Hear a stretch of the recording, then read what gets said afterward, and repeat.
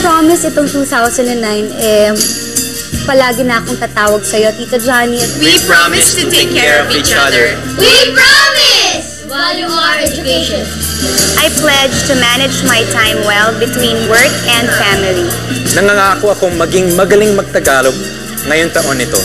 I promise To be less shy and be more outgoing.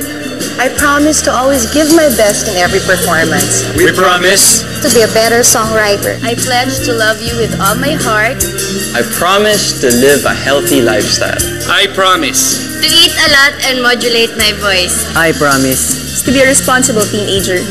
I promise to always make you laugh. I pledge to challenge myself to make music that is at par with world-class standards. We promise to stay fit.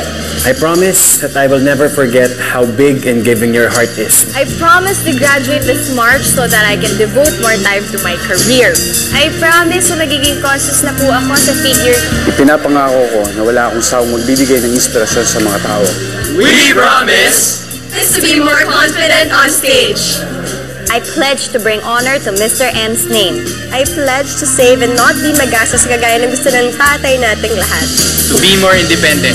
To be a responsible star magic talent na magvo-voice lessons na ako para mas maging magaling akong singer. To lose some weight. I promise to prioritize my responsibilities at all times. It's not to complain about work.